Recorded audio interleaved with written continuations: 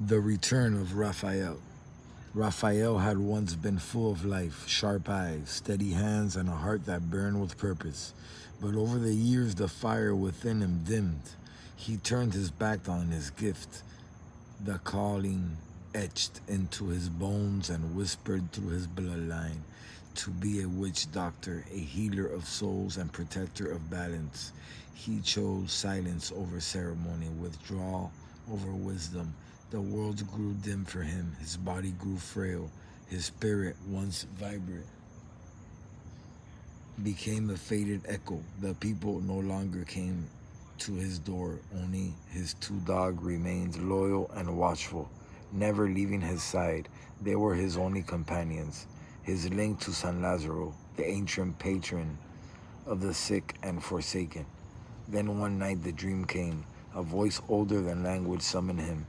He saw a path winding deep into a Miccosukee swamps of the Everglades where the ancient waters whispered secrets and the beast older than man stirred beneath the moss-covered canopy. The voice called him to the cave beyond the swamp, to the place where his master waited, where his healing would begin, and where his final work must be completed. Before dawn, Raphael packed nothing but his staff, herbs, and a tattered journal. At the edge of the swamp, he left the offering, tobacco, rum, coins, and a red cloth, the gatekeeper's price. His dogs watched in silence as the wind shifted, signaling the spirit's approval. The swamps welcomed him like a hungry dream. He crossed waters thick with crocodiles and eyes glowing from the shallows. He walked barefoot over sacred grounds, where anacondas moved like rivers and alligators slept in prayer. Shapes moved that had no names, old things bound by roots and shadow watching him. Raphael sang the old songs to calm them.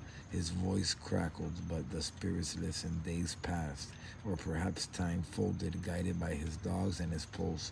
He reached the ancient cave, hidden behind a curtain of vines and bone white stones. Inside, the air shimmered with symbols written in light and smoke. There stood his master, cloaked, ageless, carved from midnight and ash. Without words, the master placed a hand on Raphael's chest. The fire returned. His limbs grew steadily.